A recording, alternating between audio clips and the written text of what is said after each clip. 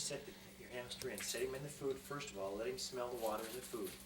And then before he eats any of it, take him out and set him in the thing. And then we'll start him from when you set him in, okay? Dad, what if he eats any? Well, Put it in. Let him smell it. You're in my way. okay. Oh. All right, now. Okay, wait a minute. Wait a minute, Devery. Don't put him in yet. He's going. Oh, I can't. No, take him out. Take him out. Okay, wait a minute. All right. Halfway down the place. Okay. It's okay though. I've got the clock running in the camera.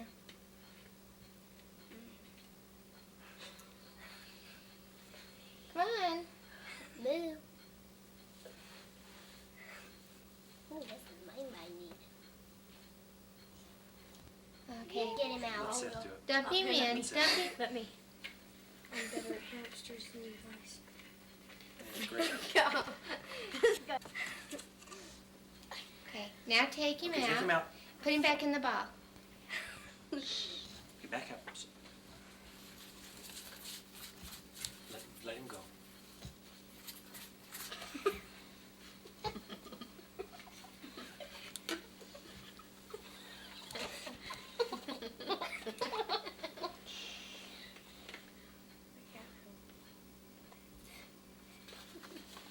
Oops. Josh. Watch your hamster. Okay, guys, let's not scare him, okay? You guys Sure quiet. it. I'll send you out of the room. Seth, going out if you're gonna laugh. Devery. Daddy'll do it.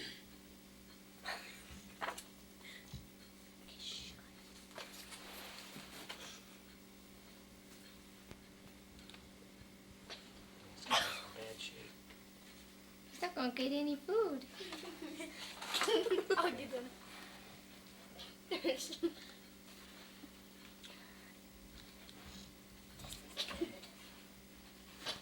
You know what? Devery needs to be putting these in. It's her science fair project.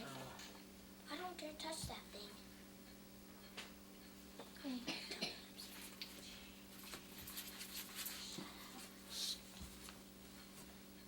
Okay, Trace.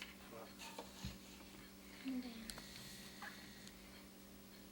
Okay.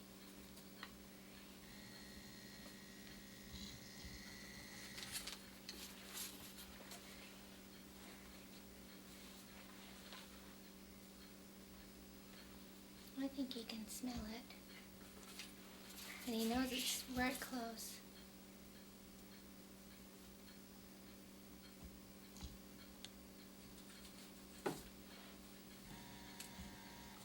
Touch it, Joe. Thank you.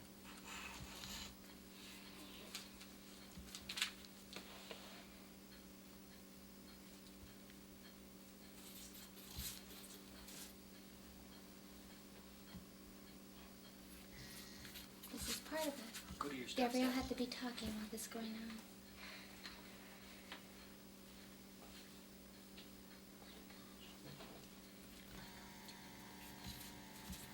Seth, do your stuff.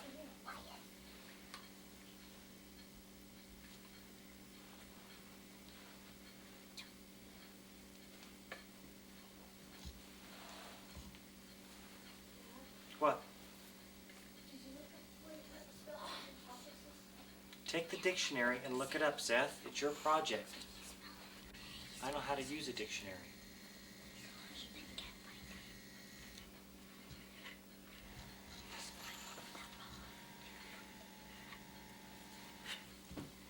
Well, should I give him a little help?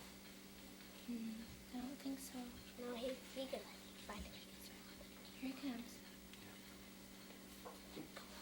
Hey, Trace.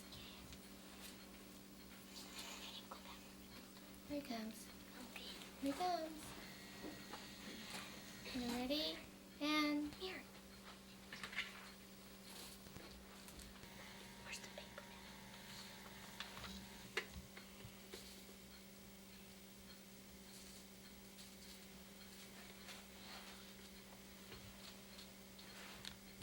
Okay, now when he gets there, just let him have one maybe taste of food. Gosh. I think he's gonna go fast once she Yeah. remembers where he Hey, is. Josh, you're in the way, honey. Josh, back up. You just stay out of the way. Here he comes. Here he comes. Ready? Whoa!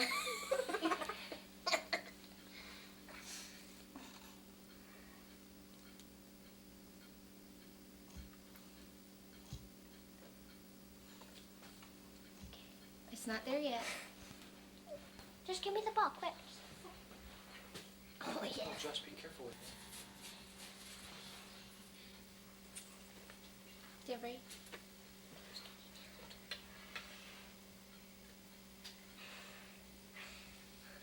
I'll stop and eat for a minute. He's gonna stop and gnaw. Has he got some food there that he's eating? Josh, honey, don't get in the way. Is there some food there?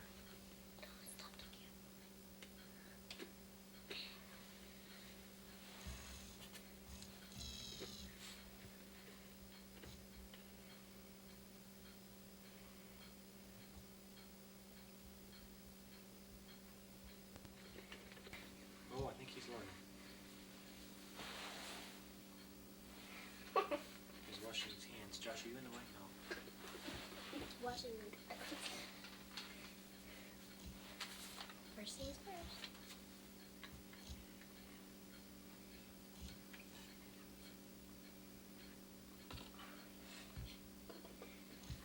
I think we're gonna have to write down that we have a little bit of a distraction with this one because we had to put the screen on it.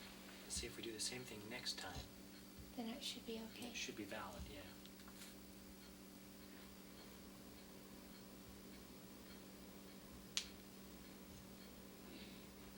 Ready? And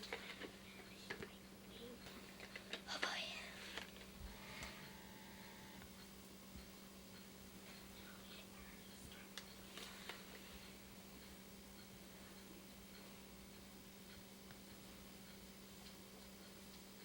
Come on, baby.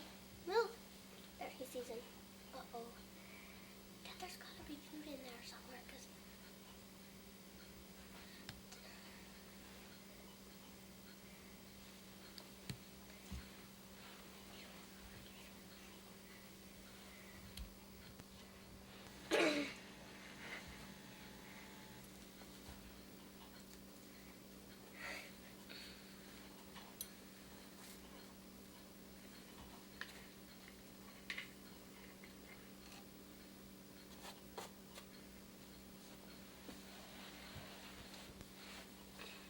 She doesn't like us playing games with him.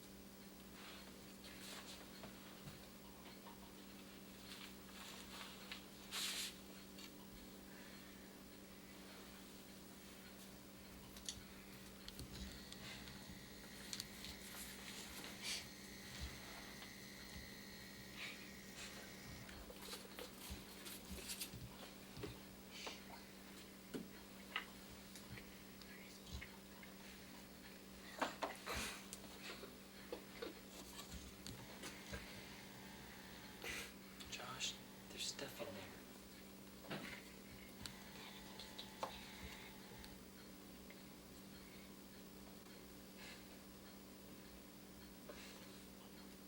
We have a hamster here who's more concerned about the free world than he is about eating.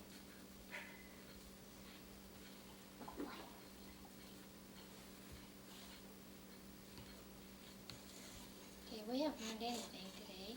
Uh-huh. This one hasn't. Oh, mine has. Let's give him a little help. Oh, yes, definitely. Okay, what we'll do is we'll say if they don't have it by 3 minutes, then we stop it. Can we do that, or do we have to wait and see how long? Let's wait and see how long. Would you be quiet?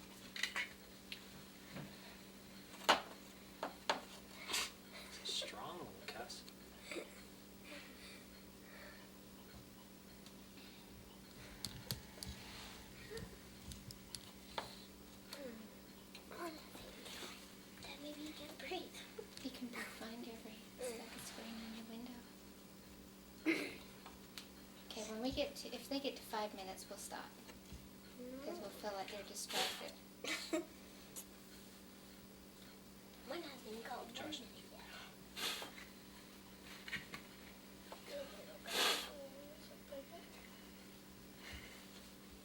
Hey. I don't know why he thinks he can get out there. What?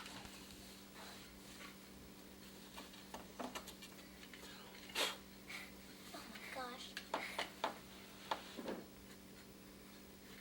We have a problem with this hammer. This animal has Joshua, put that ball down, please. Yeah, don't play with it, Josh. They went to the bathroom.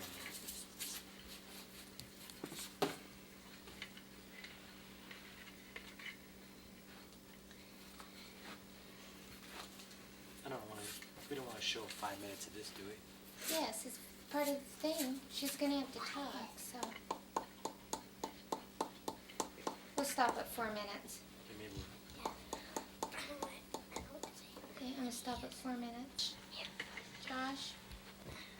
Say, Devery, if yours doesn't learn as fast after the sugar, we'll say yours didn't learn as fast after the sugar, but Joshua's remained an idiot.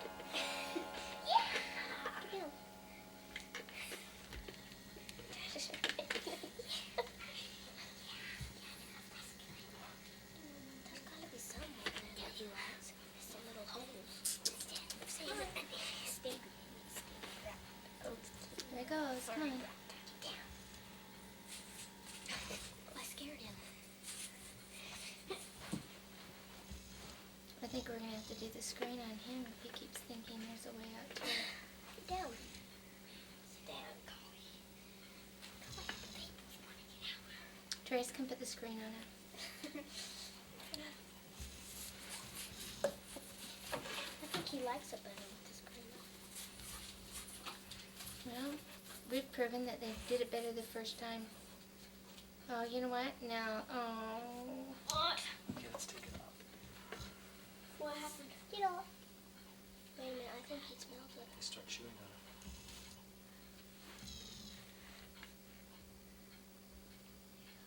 Probably ready. Okay. Daddy's gonna take the shortcut. Let's see.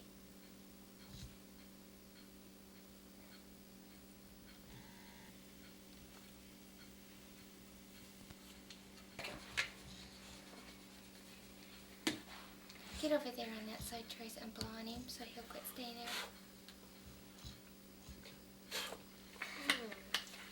The other side, over. I'm gonna stop the clock. With using the great techniques of blowing in its face.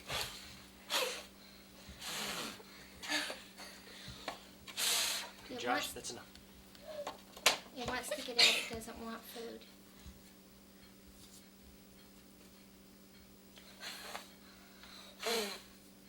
Okay, Josh, no. We're gonna have to put music through this whole thing. Oh, honey, I know. Okay. We'll go 4 minutes and then we'll stop. Joshua scratch his nose with this.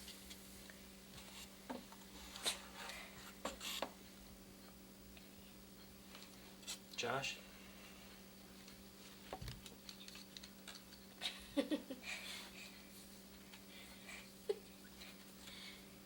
Somebody's got to thump it on the nose. Josh will take the pleasure of that. I'm not sure that's gonna... Oh, I put the wrong spot.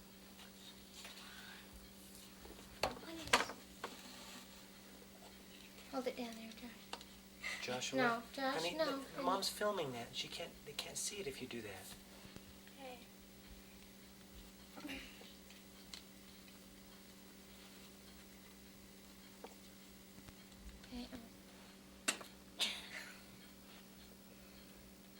Okay, no more. Let's just try it one time. If it doesn't work, we'll feel the cat.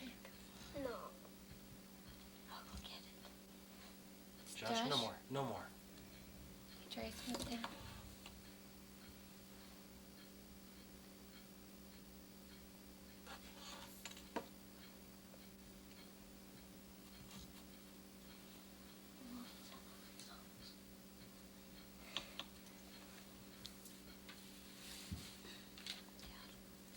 can also be no conclusive results after test two. Maybe that's what we're gonna have to face the fact that we got one idiot hamster, we got one that's semi-idiot. And the food didn't make much of a difference to him. At least in learning the maze. Why don't you put like 1 grain of food every once in a while? Like put one there. Because after 5 times, don't you think maybe they'd be not hungry? Well, they store it in their cheeks until they get a whole lot, then they go spit it out.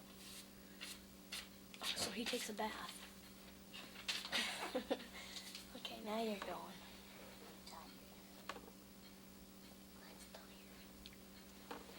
Maybe this one wasn't as aware that the food was there as the other one. He might have ADD. Huh?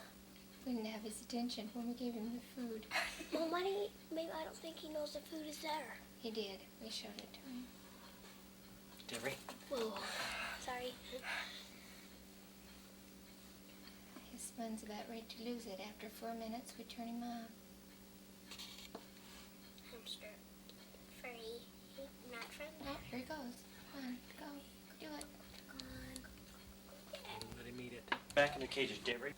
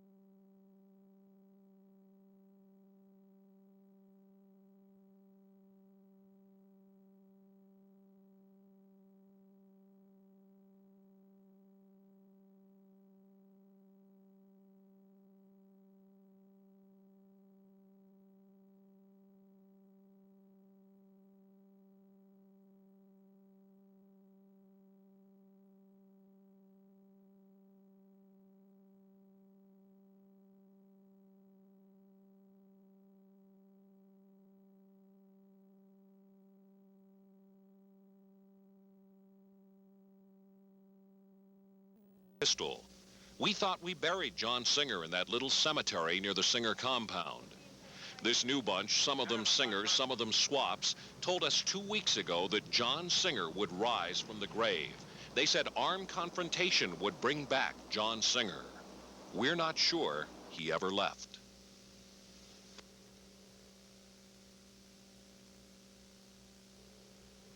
Good evening. The siege in Marion, Utah is over. A law officer is dead. The principal antagonist has been shot and wounded.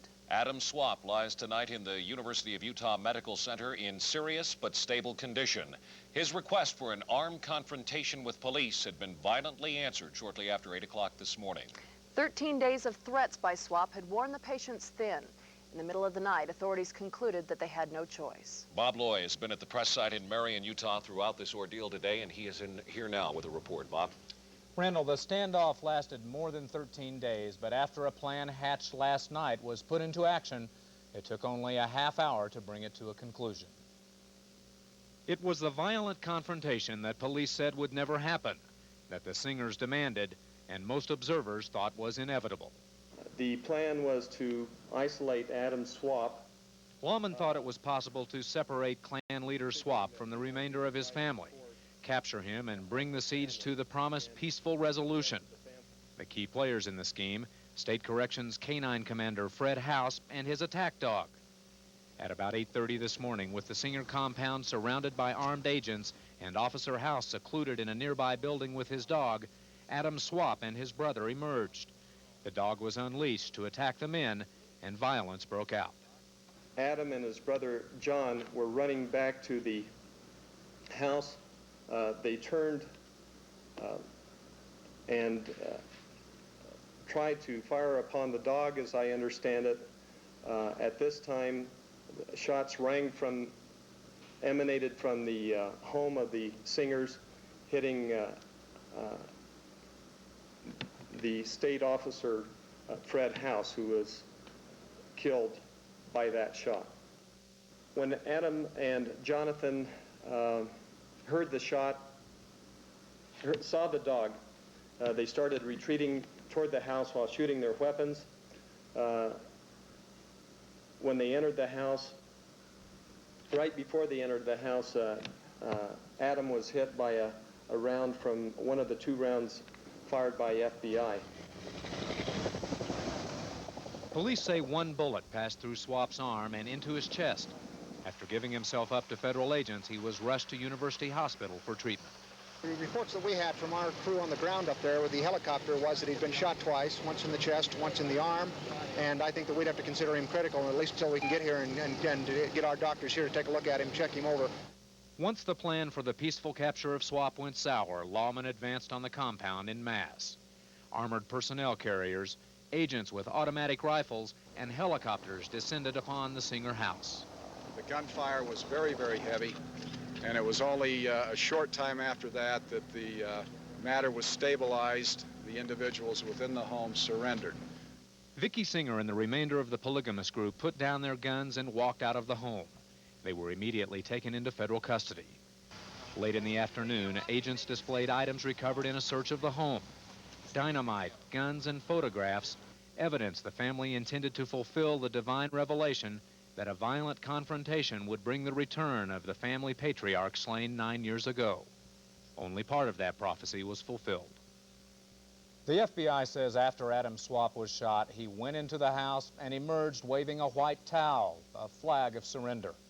His divine plan to resurrect John Singer had failed, bringing to an end the latest chapter of this bizarre and often sad family. We heard John Nielsen say there were a lot of gunshots fired. Can we define who was firing which shots? How many shots were fired from inside the compound? How many shots lawmen fired? The lawmen steadfastly state that they fired 2 shots. One missed Singer, one hit him, went through his hand or his wrist area, hit him in the chest. The only number I've heard as to the number of shots that came from the house was 100.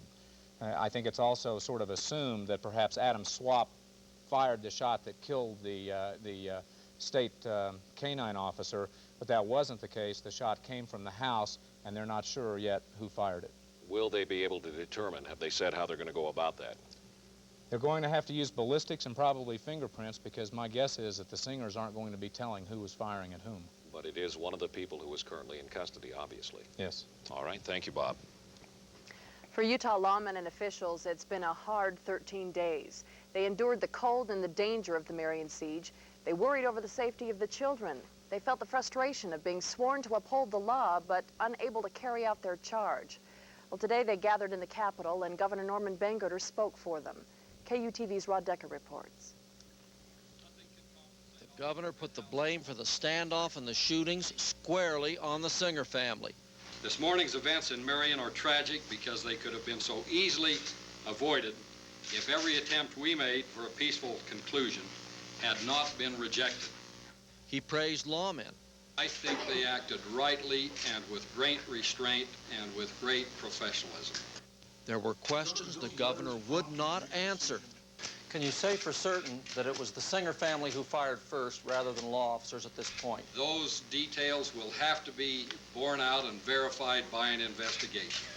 He would only say that officials believe the Singers started the shootout, nor would he tell who lawmen suspect killed Officer Fred House. But that is a detail you'll have to wait for.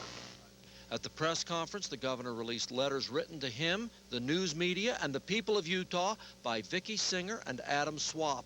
The letters defied state authority and threatened violence. As though speaking for God, Adam Swap wrote, "Those who would come against my people will I verily cause to be destroyed."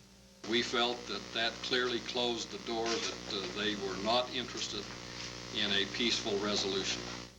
Rod Decker, KUTV News. Jackson Newell is Dean of Liberal Arts at the University of Utah, and I guess we refer to you in the media as a Mormon intellectual as well. You've had a chance to look at these letters from Adam Swap and Vicki Singer. I guess we should point out that that really is what prompted lawmen to conclude that they had to do something, that they couldn't wait for a peaceful end after reading those letters. What do you conclude after reading those letters? What do they mean? Well, the letters reflect a very particular and fanatical belief in certain interpretations of the Declaration of Independence and of Mormon church doctrine.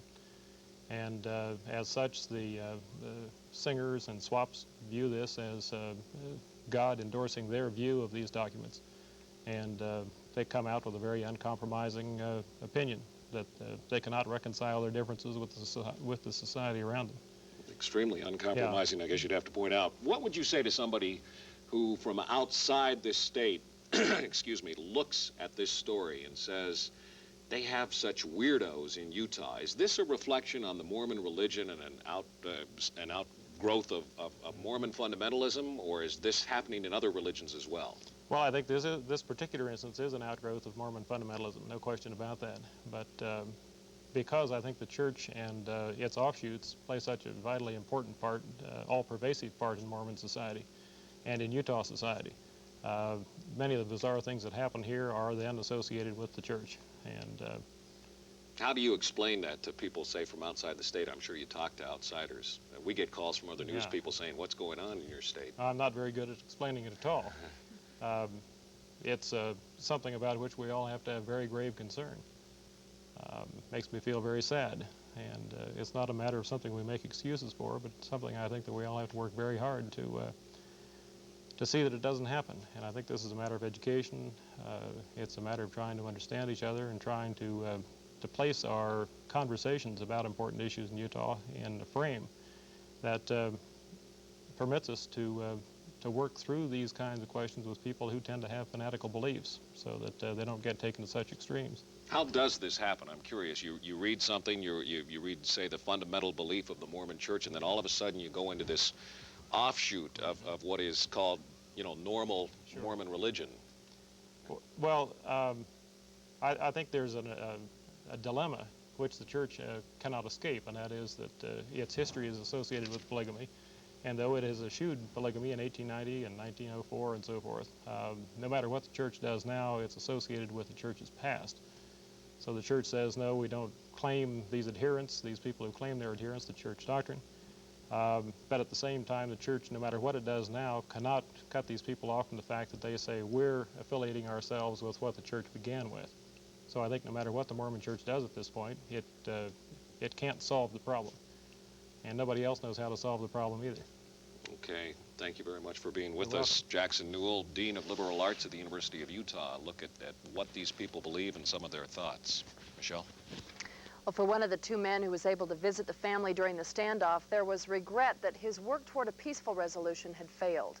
Meantime, residents living near the Singer compound fear that they have not witnessed the last violent stand of the Singer clan. KUTV's Von Roche reports.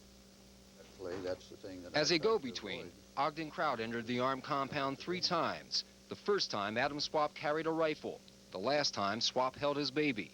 Kraut believed he saw progress toward a peaceful end. There was some things about bloodshed that came up, and at first, he was expecting trouble and war and bloodshed and everything, and I think it was the day before yesterday where he said, well, I don't want any bloodshed. But hope was dimmed by the stubbornness of both sides. It was almost like a couple of bulldogs with a bone pulling on it, and then neither one letting go. The police felt that he had broken the law, and they had to bring him in. And Adam felt that he had the right for his freedom and independence, and he wasn't going to give it up. Violence ended what reason could not. But in the minds of those living nearby, police only did what they had to. I think they made every effort possible to negotiate this peacefully, and unfortunately it turned out sad, and with the loss of a police officer. And townspeople fear this may not be the last act of violence, that John Singer left a legacy that will forever threaten them as long as the Singer clan lives among them. Well, I don't know. You got the next generation of kids that are going to take vengeance when they get older. I'm just sorry that it had to be a law enforcement person who probably has a family, and now he's been killed, and I don't know if it will stop from here. The officer's dead, and we're glad that this part of it's over, but we wonder if this is really the end. The fear is for the future. For tonight, at least, the people of the valley may rest peacefully for the first time in 13 days. Von Roche, KUTV News. Roger Bates is Adam Swap's cousin, Vicky Singer's brother-in-law. He just said we could call him a Mormon fundamentalist, that you share the views of the people involved in the standoff up there. I don't know if you were just listening to the piece Von Roche did. People were scared that this kind of thing is going to happen again. Will this happen again? Well, I definitely can't see it happening again anywhere in the near future. Why not? I think the family is going to be in court battles and quite a bit of problems for quite a while. There are those who do not share your beliefs who would say they are religious nuts who are doing weird things. How do you explain that to people who don't share your beliefs? I would say that most people during the early American wars thought that the forefathers of this country were probably nuts. You describe yourself as a Mormon fundamentalist. Where do you go from here to further your cause, to further your beliefs? Do we have more situations like this one, or what do you do to further your cause? Well, I have no cause to further. I'm not promoting a cause. I am not fighting for a cause. So I guess there is nowhere to go from here. So you don't predict any more violence like we've seen, say, with John Singer or with today's episode? No.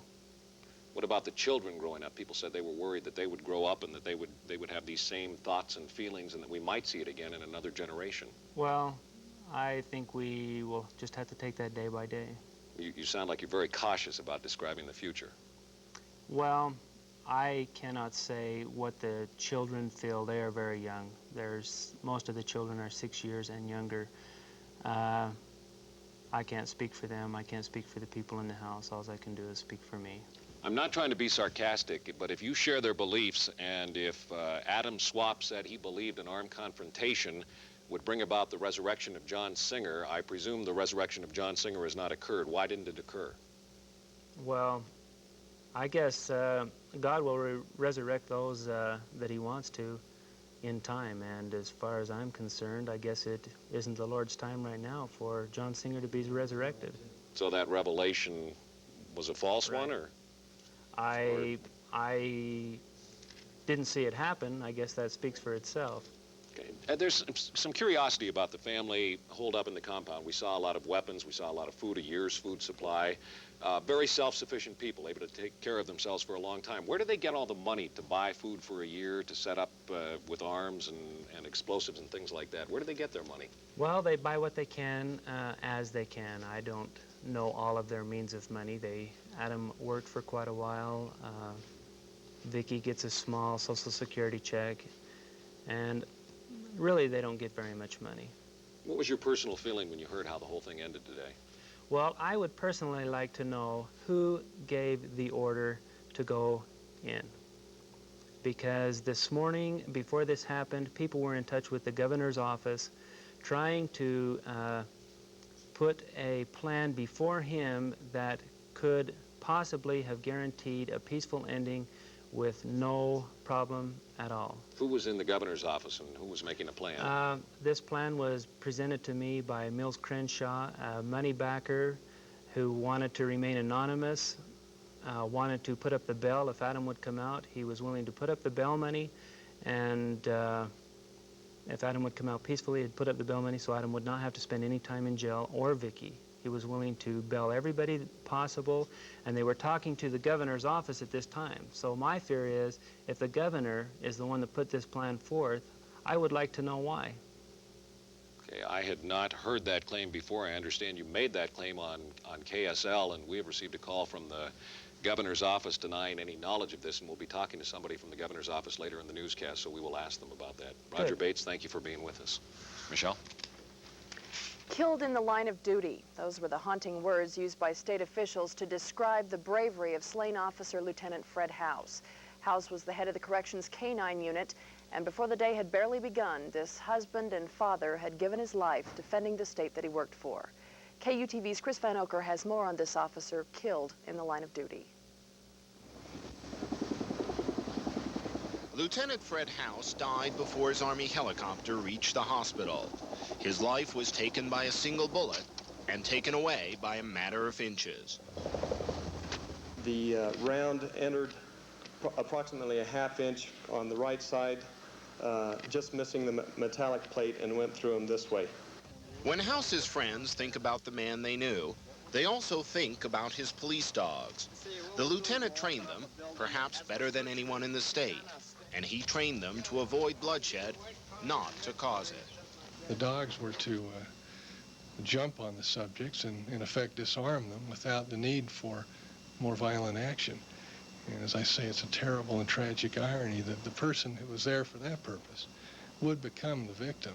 I have been in touch with his widow and expressed my regret and deepest sympathy. Nothing can compensate Officer Fred House's loved ones for the sacrifices made in the line of duty. Those who worked with House remember him not only as an officer, but also as a gentleman. Everyone who knew Fred knew him to be one of the most charming individuals you could meet, one of the most hardworking. He probably put in 12, 14 hours a day, most of the time. He was mischievous, and one of the most enjoyable people I've ever worked with. When Fred House was sworn in as an officer 15 years ago, he took an oath to obey, support, and defend the Constitution of the state of Utah to the best of his abilities. This morning, he died living up to those words. Chris Van Oker, KUTV News. Jerry Spence is perhaps one of the best-known lawyers in the country, and he is closely associated with this case. He defended Vicky Singer in her suit against the state of Utah in connection with the shooting of Vicky Singer's husband. Mr. Spence is going to join us live tonight from Santa Barbara, and we appreciate him being with us. Thank you, Mr. Spence. Tell us, are you surprised about how all this ended today? Well, I think most people foresaw it. I remember early on that I foresaw it, and I talked to the law enforcement people by television and otherwise, suggesting to them that what we really have to do in a case like this is to back off. It takes two to have a confrontation, and although we know that the Singers were required to answer to the law and had to answer to the law and must answer to the law and will answer to the law, the other side of that fact is just when. Was it necessary that they do that today or tomorrow under those circumstances? Wasn't it all right? Isn't it a possibility that people could have backed off and waited for this thing to evolve. I think the key word is to let a situation that was so tense and so full of the need for people to have a confrontation, to let that thing quietly and easily resolve, instead of the people coming together as they did here, which ended ultimately in bloodshed, as many people predicted. But Adam Swap claimed that he needed an armed confrontation. He had this revelation, and he needed that confrontation for the resurrection of John Singer. How could you possibly avoid a confrontation if that's what he wanted, even if you'd have waited 6 months? It takes two to have a confrontation, exactly two. And you avoid it by one of the other thumbs coming apart from each other. And in this situation, it wouldn't have made any difference whether or not those people were arrested today or whether they were arrested 2 weeks from now. Eventually, they would be arrested. The question is, though, is the death and the kinds of aftermath of this situation are very permanent. You understand these people very well, I'm sure, and I'm sure I've heard you say before they have influenced your life as well. If you would have been involved in the negotiations, what would you have said to this family in terms of ending this whole thing peacefully? Well, first of all, I don't know what you mean by that they influenced my life. I think I ought to say to you this, though, that I think that if you sat down, and maybe you have, with Vicki Singer in that little cabin with her children, you would see a very gentle woman, a very quiet woman, one that was very devoted and a prayerful woman.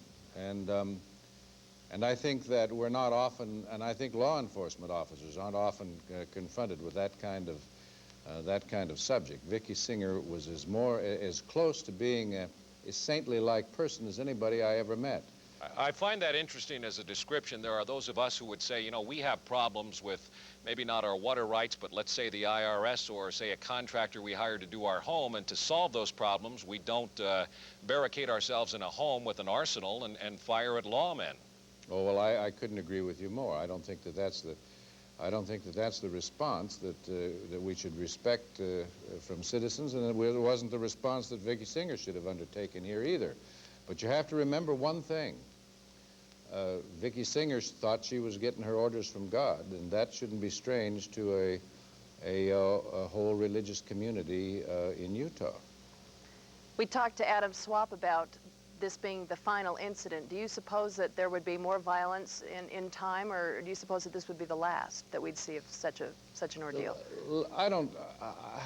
I've heard you folks on television talk about that as if it is somehow some concern to you. The thing that I think we really ought to talk about, and nobody really has talked about this evening, at least on your program, is the proposition that what's really happened here was that the seeds for this very serious, very heart-rendering tragedy were planted by law enforcement and by our justice system about 9 years ago. You'll have to remember that John Singer was shot by law enforcement officers, and I don't think that there's any question, but what the evidence was that he was shot in the back. Vicki Singer thought her husband was murdered. Many people believed that the evidence supported that. I took their case and asked that this matter be heard by a jury. And it was the system's obligation to resolve that peaceably. She submitted herself to the system and said, I'd like to have it resolved. And as a result of what happened, you know, her case was thrown out. She never got to go to a jury. A jury never heard her case. And I think we have to learn something from that. And what we learn is this, that people can go through all kinds of deprivation. We can suffer hunger and pain and injury and sorrow, but the one thing that human beings really can't endure, and that's the wrongful deprivation of justice. And when the justice system have failed, things happen. Things happen to human beings. Sometimes their balance. Things happen to their outlook. Things happen even with respect to the revelations that they supposedly get from God. You were very involved with Vicki Singer and her case 9 years ago. She is in jail now. Do you intend to get involved in any sort of a legal way now? It's hard for me, Michelle, to answer that question. I don't know. I haven't talked with Vicki, and I couldn't predict what might happen. Do you suspect she'll call you, though? Well, I'm sure she will. Okay, thank you very much. Jerry Spence, live from Santa Barbara. We are going to take you through the events of the last 2 weeks. These are the events which began on Saturday, January 16th, and ended today. Deborah Linder has assembled this chronology as seen by our cameras and reporters. A bomb explodes in a Utah small-town LDS ward house, and investigators are still trying to figure out why. It began with an act of violence. A bomb destroys the interior of the Kama Stake Center in the early morning hours of January 16th. A spear with 9 feathers is found nearby in the frozen snow. Footprints lead from the church building to the farmhouse of Vicki Singer, about a mile away. No one has gone as far as to say that these individuals are definite suspects, but they are also saying they want very much to talk with them and that they will stay here until they can talk with them. It didn't take lawmen long to confirm Singer and her son-in-law, Adam Swap, as suspects after Swap talks to officers by phone. It has come to a point of no return tonight in the town of Marion. Police say they can't back off from a 26-hour standoff involving the John Singer family. Authorities believe Adam Swap, John Singer's son-in-law, may be responsible for the bombing attack on the local LDS church outside of Camas yesterday. The point of no return becomes obvious when Singer and Swap reveal that they are awaiting the resurrection of John Singer, Vicki's husband, and the family's polygamous patriarch who was slain by lawmen in 1979. Adam Swap has had a revelation.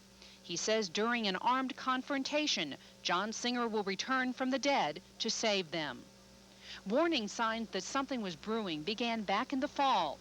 Threatening letters and graffiti had been aimed at a dozen county, school, and religious officials, all involved in the Singer case and in the subsequent battle with his widow over water rights. I think the hate has built so badly within them because they didn't feel that there was justice in what took place. And so now? Now they're just doing whatever they can do, maybe to gain the attention again in order for their cause to be heard. In fact, officers had tried to serve Adam Swap with an arrest warrant for his involvement in those incidents the day before the Kama Stake bombing. The anniversary of John Singer's death comes and goes with tense silence. The Singers refuse to answer their phone, and so begins the war of wills and waiting. Well, federal, state, and local agents are still on the scene, and they have dug in their heels. Say they're ready for what could be a long standoff, days, maybe a week. We've got a situation here that can't be backed off from. Bombing suspect Adam Swap remains holed up in the Singer family compound about a mile from here, and police continue to wait. I would say that we're here for as long as it takes to have the matter resolved. January 19th, day 4. Officers begin using psychological warfare to wear on the family's minds. Spotlights are put up to shine at night. Roger Bates, Swap's brother-in-law, visits the compound, then tells a radio audience Adam Swap is standing firm. They did what they had to do, but it was because they was guided by the Lord in what they did. Day 5. An FBI sharpshooter cuts off electricity to the house by shooting out a cutoff switch. The next day, aircraft drops a container with arrest warrants for Vicki Singer and Adam Swap. The first of several Morse code-like messages flashed from the compound. Deciphered, they say, cop not telling truth. Day 7, the mind games are stepped up. Lights flash off and on through the night. Flares fall through the sky. Aircraft buzz the cabin during the day. Authorities cut off the water supply to the cabin. The lights are moved closer, and loudspeakers send out an irritating whine. By now, the standoff has received national media attention, but it continues to be a standoff. They seem to be baiting a confrontation. Each night they step up the pressure. Each night they attempt to deny the Singers and Swaps their sleep. On Sunday, Adam Swap's mother and father appealed to authorities to reduce the pressure on their son. On Monday, a sign that the psychological warfare may be breaking the patience of Adam Swap. Several people from the compound shoot out the loudspeakers and destroy other equipment. Ogden Kraut, a close family friend, takes milk to the house for the children. Swap refuses to reconnect phone lines, and he reconfirms his resolve to await John Singer's resurrection. Day 11, police released the first picture of the 15 children and adults. Kraut again visits the Singers and Swaps, this time with a letter from Governor Bangerter. On Wednesday, members of the Singer clan are seen riding around on snowmobiles. Ogden Kraut delivers a letter to lawmen, but it is disappointing. In it, Swap declares the Singer farm an independent nation and that his family is not subject to the laws of Utah or to the United States of America. Now, all of the adults in the Singer compound were hustled into federal court within hours after the deadly confrontation. A caravan of 4 cars brought the 2 families from Marion to Salt Lake. With her hands shackled behind her back, Vicki Singer spoke briefly about what happened. Vicki, are all your kids okay? They're all being taken away from us. None of them got hurt, though, did they? Yes, very much. In court, Singer pleaded innocent to charges that she and Adam Swap blew up the Mormon chapel. The 4 other adults were charged with accessories to the crimes, and they'll enter their pleas next week. Acting on the advice of prosecutors, the judge refused to honor a request from Governor Bangerter that Heidi and Charlotte Swap be allowed to keep their babies. Late this afternoon, the 6 Swap and 3 Singer children were released to the temporary custody of their paternal grandparents. The children are tonight staying with Ramon and Harriet Swap of Fairview. And we have to wonder about the children. Dr. Kent Griffiths is a family therapist and a psychologist. He is with us tonight. One of the overriding concerns for lawmen, and well, it should have been, was the safety of these children. Now we have to ask ourselves, what happens to the children? Are they traumatized by something like this happening? I think you have to assume for sure, Randall, that the children are traumatized, but I think one of the things that we need to mention is that they've been taught good.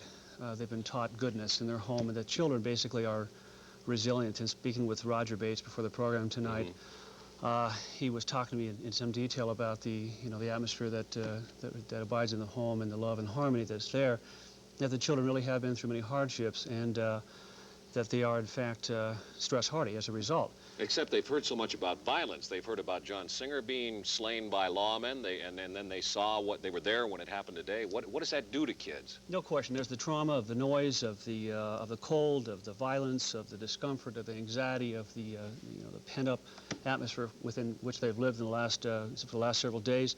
Their lifestyle has been changed dramatically. They're experiencing a cultural shock tonight as we speak. You have to consider the loss that they're going through, a loss of not being with their father and wondering about and worrying about him and mom, possibly not being together as siblings, being split up, the loss of the domicile, of the community in which they've lived. I mean, all pretty serious things to young children, right? How you bet. These would be more short-term effects. Yes. Are there long-term effects of something like this as well? I guess the question residents in Marion were bringing up is this generation of youngsters going to grow up and have this same animosity to society because of what happened and then act out the same type of thing?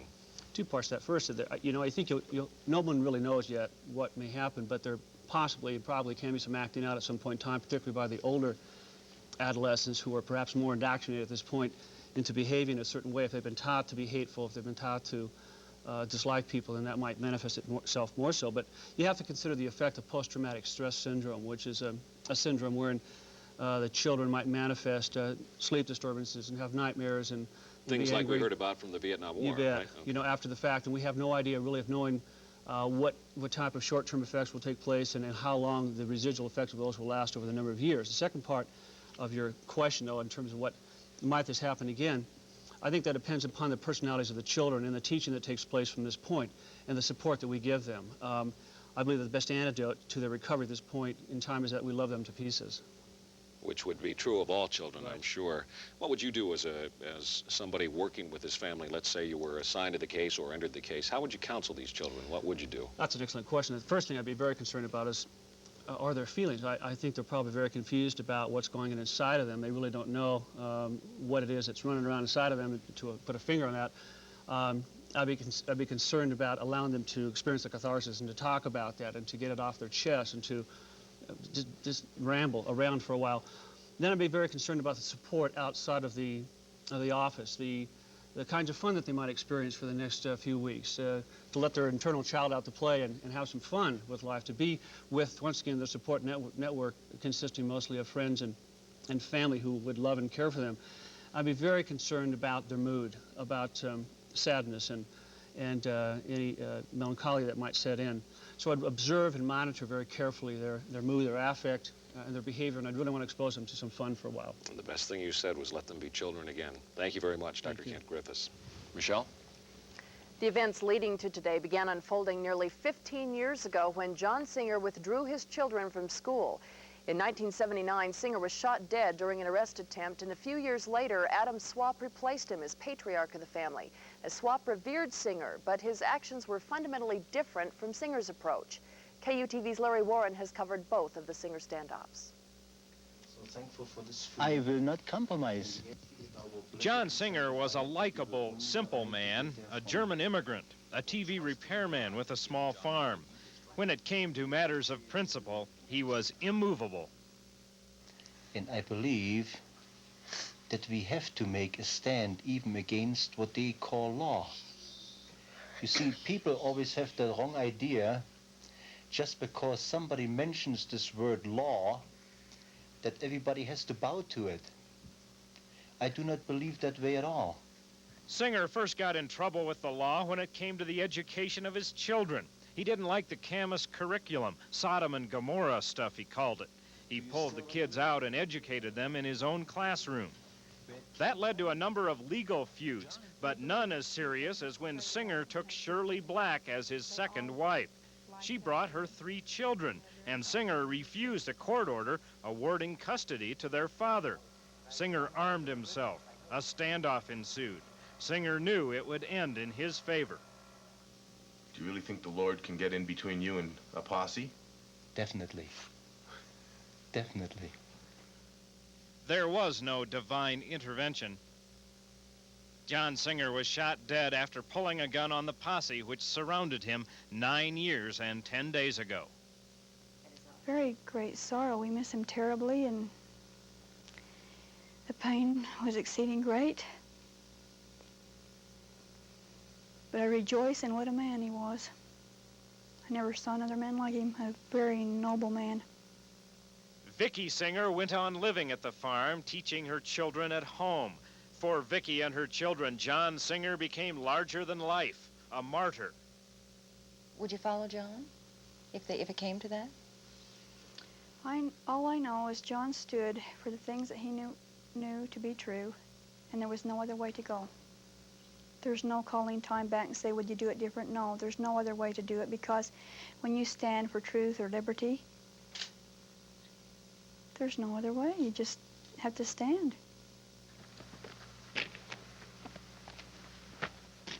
While Singer stood his ground and died over matters of principle, the new Singer patriarch seemed out to settle old scores.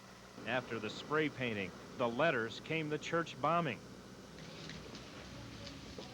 John Singer never left the farm, was never the aggressor. He just wanted to be left alone. Adam Swap left the farm seeking vengeance and invited lawmen to shoot it out. In that one respect, both were alike. Both thought God would protect them in a final confrontation. Both were wrong. Larry Warren, KUTV News. Now, in that case and in this one, people in the state of Utah have been second-guessing the politicians and the lawmen. We've heard people say the compound should be stormed. We've heard others say police should just walk away. No matter where you stand, it's obvious that this is a tough situation, what you might call a no-win situation.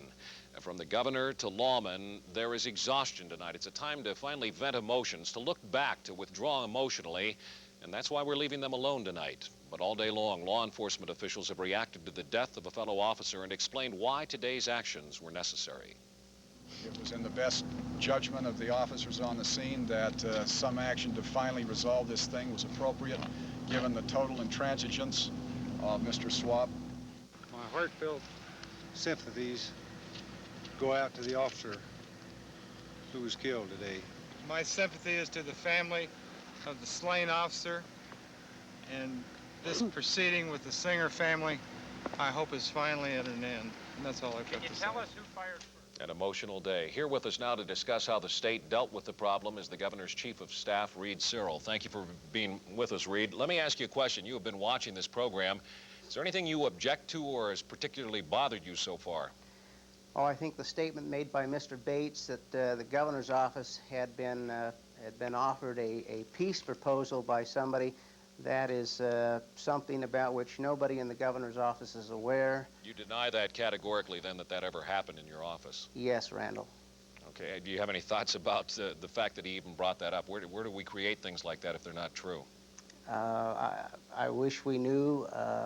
We looked at every option. We had basically no lack of suggestions and recommendations and ideas and demands and requests. But a plan for Mills Crenshaw was not one of them you looked at. Is that correct? That's correct. Okay, let me ask you about what happened today. As I said, a lot of people have been second-guessing you. Does that bother you? You were involved in the decision-making process. Has that bothered you and the governor and the lawmen all along that people are doing this? Well, the governor was under immense pressure to make certain he made the right decision. The law enforcement officers bent over backwards to cooperate with each other. There was tremendously good cooperation.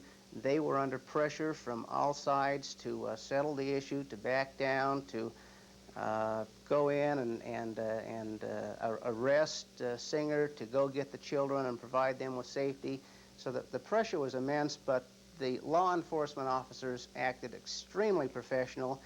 They did what they did because they thought it was the right thing to do. They did not yield to public pressure, nor did the governor allow any of his decisions to be affected unduly in any way by public pressure. It was very, very difficult for both the officers and the governor. They spent hours reviewing all of the options, making certain that every last step possible to maintain peace and at the same time maintain law and order. There was so much restraint used today, and I think that's what we would call it, that let's say your side fired 2 shots and their side fired over 100. How do you explain that? Was that upon orders? Is that the way it was planned? Yes, the house in which the children were located was simply off bounds for any firing. All of the officers were instructed time and time again that regardless of what happened, there was to be no firing at the house. At the time that Mr. House was wounded, the officers involved began to take tremendous firepower and returned, as far as we know, only 2 shots. That took tremendous restraint. I just couldn't understand how they could be under that kind of a siege themselves and not return fire. We're just extremely proud of the professionalism.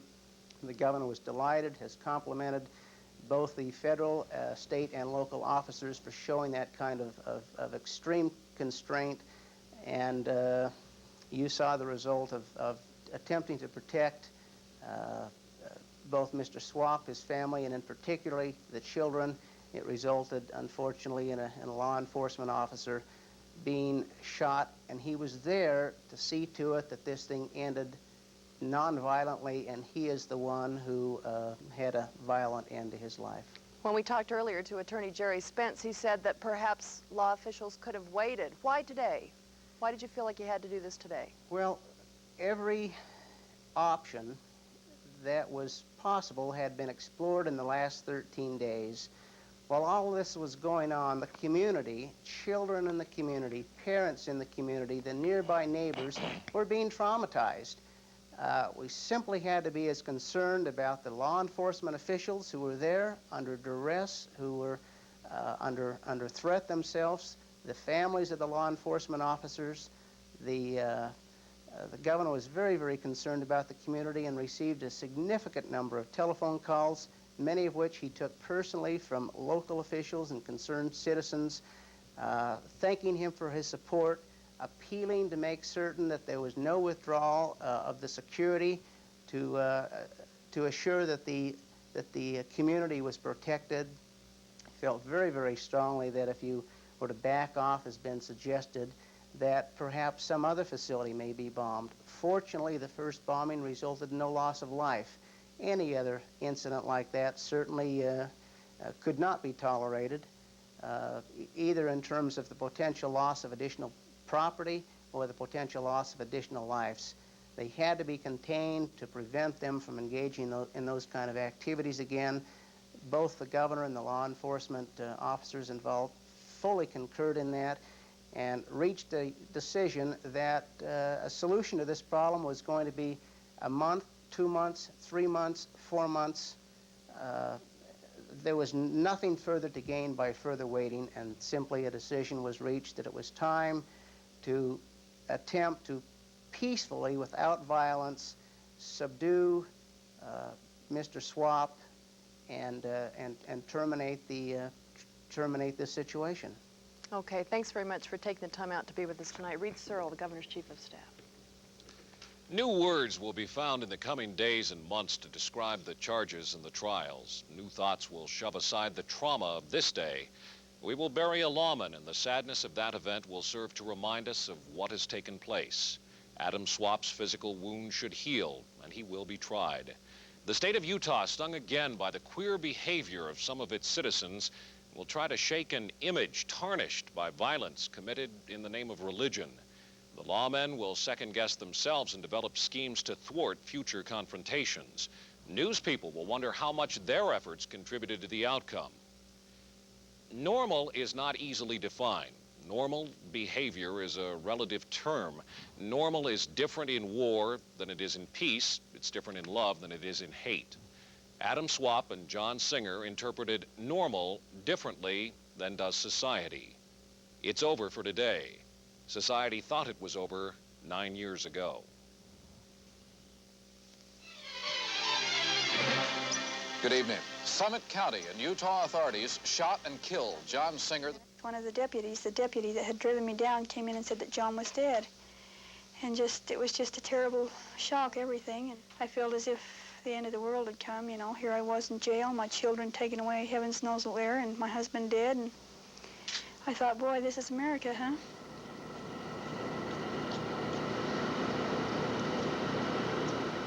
They believe when the police come up to take them that deadly force will be used. They need help, not hurt. They don't need any more hurt.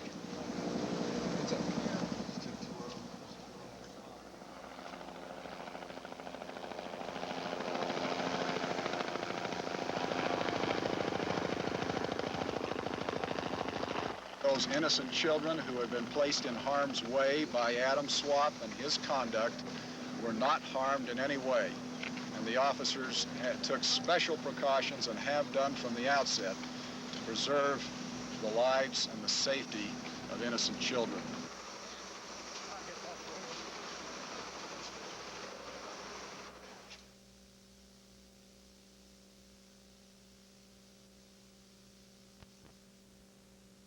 When it comes to music,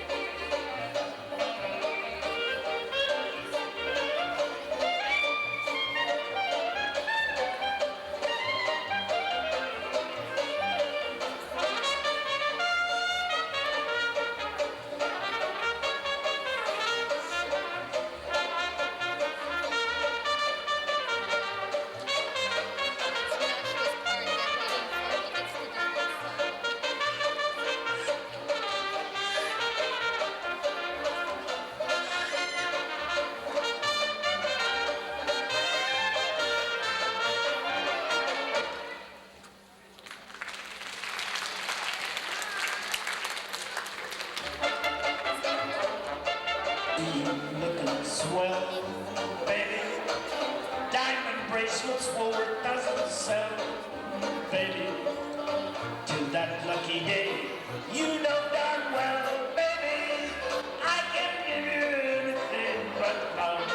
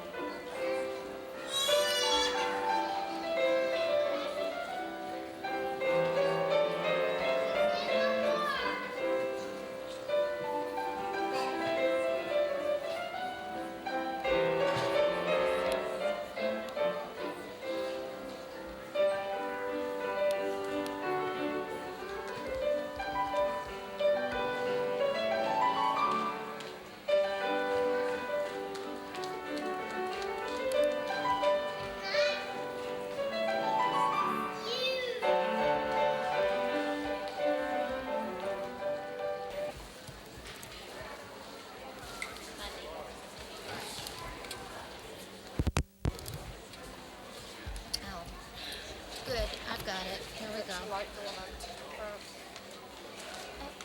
What did you do? Push the I button? know I pulled the plug out on the viewer. Oh.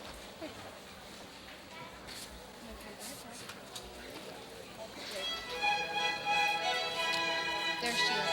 Which one? The first one. It's hard to tell this far away.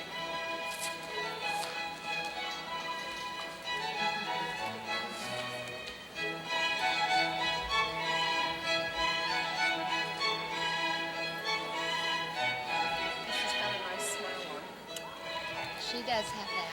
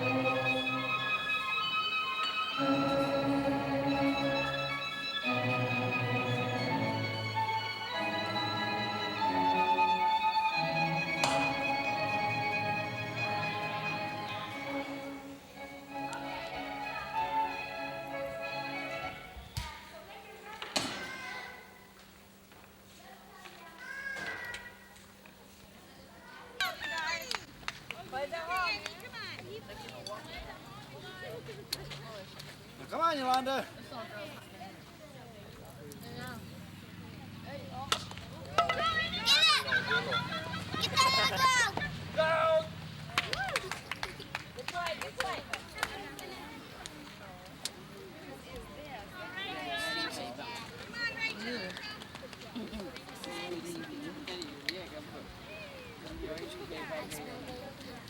Ball.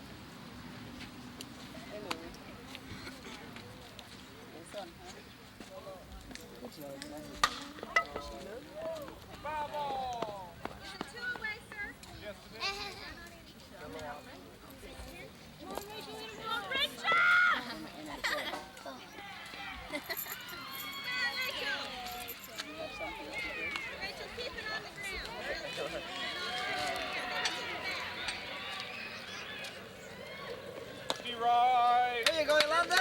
One and two.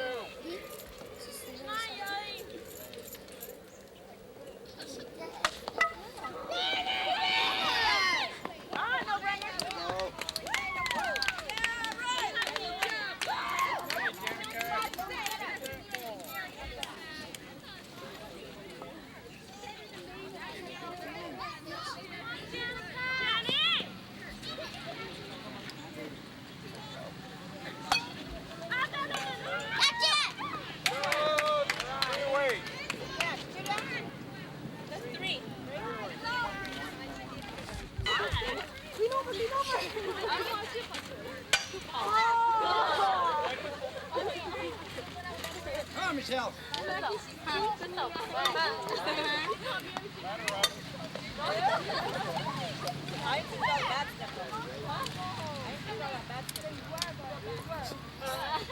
That my mom would bite you. Huh? I said, do you think my mom would bite you?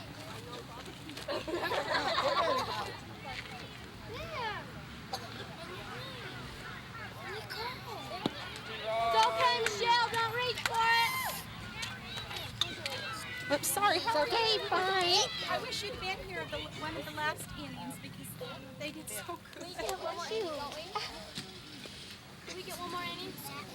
It's okay, Michelle. Hey, Come on, Michelle.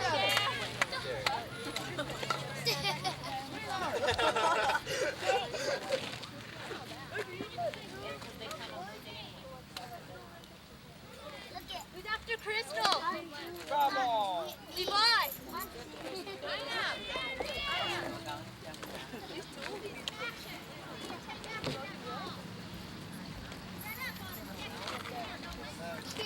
Come on, get ready now. Swing hard.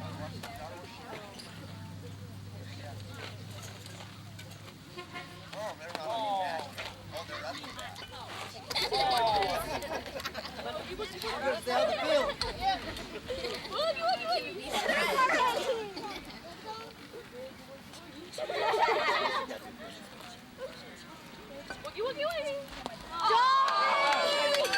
Don't reach for it, Ryan.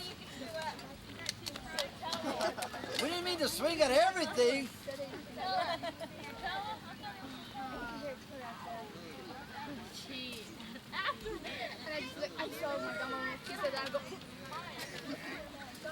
Ball. Okay, go back to that. I'll probably see what rock go land on. You land on that. That like rock. Throw hard. Throw fast. There you go.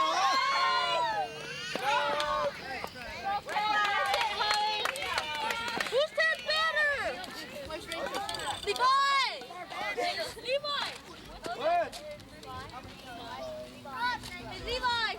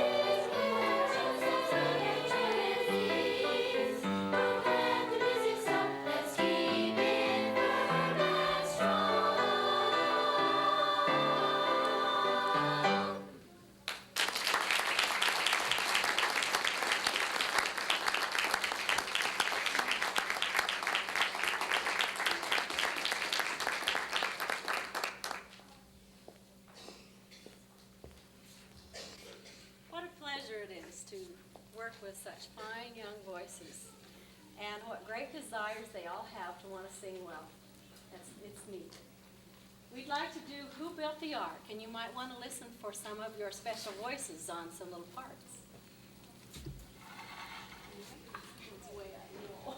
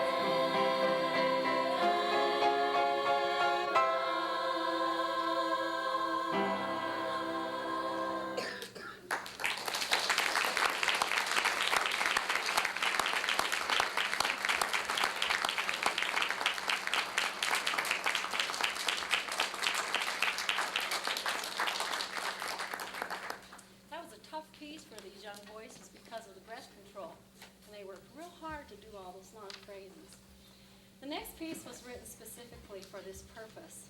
It's called Race of the Iron Horses. And it was written with a very dear friend of mine. First time I've ever written with anybody. Gordon Steed and I have put this song together for these youngsters to sing. And I think you'll really enjoy all the train sounds that you hear. And try not to chuk along with us. Just try.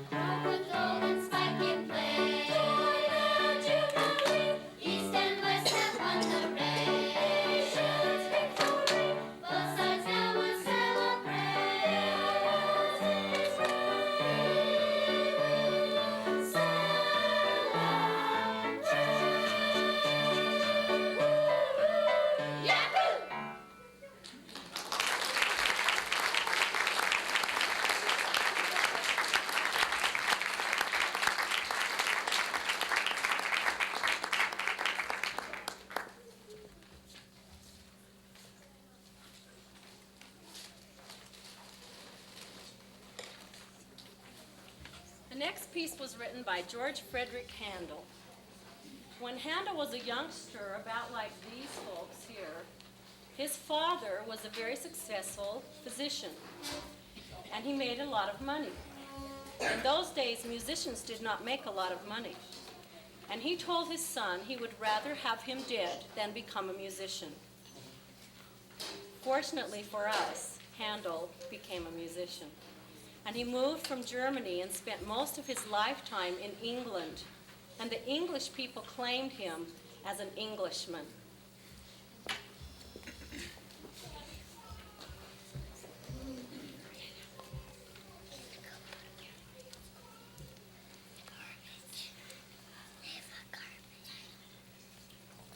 Oh, let the merry bells ring round.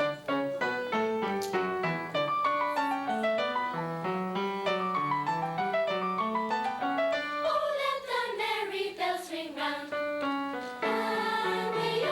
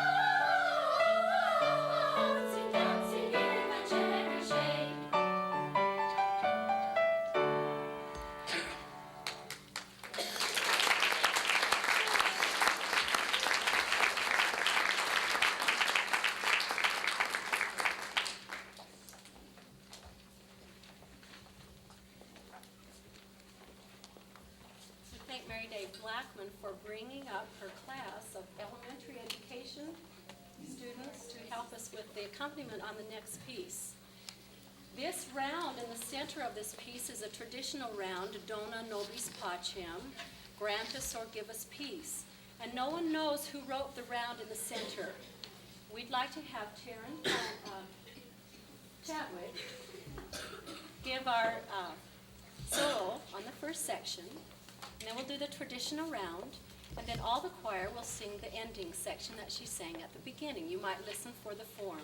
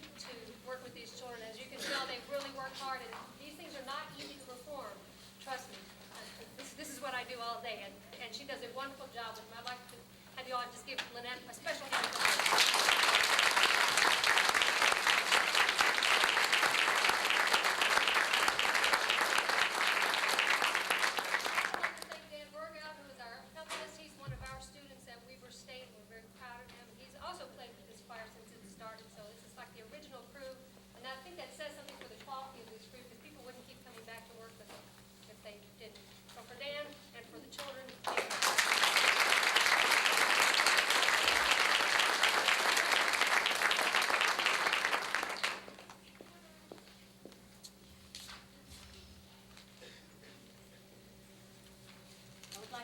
just a moment and present a special ottavo to Dan.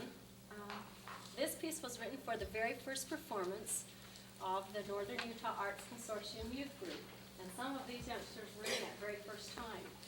The piece was La Damus Te. It was taken from a Vivaldi work, and it was simplified down so they could do it in their original language. And Dan worked real hard on the accompaniment that we did, and I'd like him to have this piece that's now out in publication with Alfred. And inside the front cover, we are now famous nationwide. Right. It says, the melodies in La Damus Te come from Vivaldi's Gloria, an extended choral work with orchestra. They have been edited and simplified for performance. The arrangement was commissioned by the Northern Utah Arts Consortium Youth Choir, grades 4 through 8.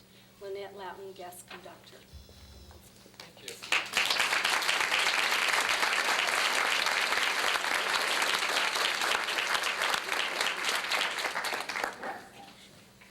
Ruth Artman writes a lot of things for kids to do. And in the business, she's sometimes called artsy cutesy because she always writes stick figures in. And she wants them to do little hand things and little feet things and little claps and little movements, and she has clever pieces for young voices. We ran across one we wanted to do with this group called Sing Joy, and it's done in unison, and then the two choruses come together, but it requires quite a bit of percussion accompaniment. You might enjoy Ruth Artman's Sing Joy.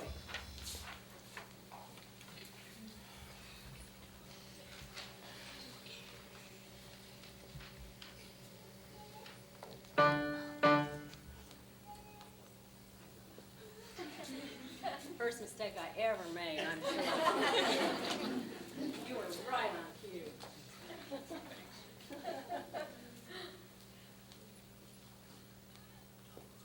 Make a joyful noise unto the Lord. Make a joyful noise unto the Lord. Make a joyful noise unto the Lord.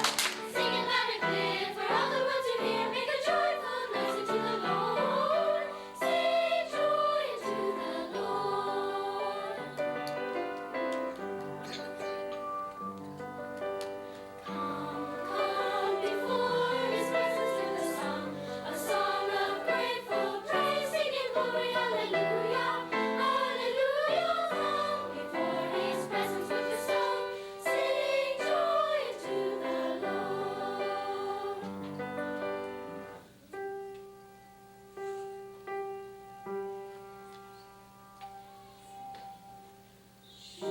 Surely the Lord is come. It is He that hath made us, not we ourselves. Let us rejoice, let us sing praises to our God and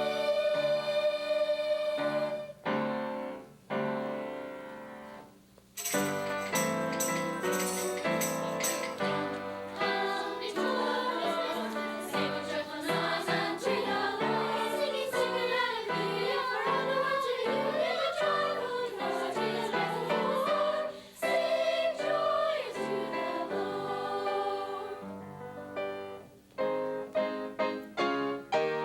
Make a joyful noise unto the Lord. Make a joyful noise unto the Lord. Make a joyful noise unto the Lord. Sing it loud and clear for all the world to hear. Make a joyful noise unto the Lord. Sing joy to the Lord. Sing joy, sing joy, sing joy to the Lord. Sing joy.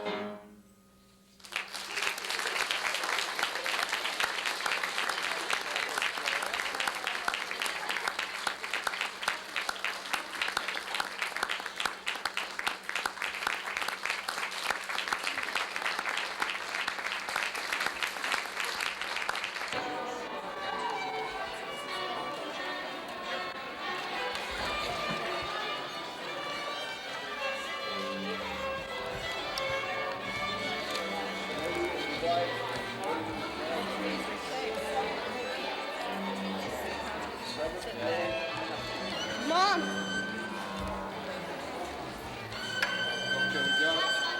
to church.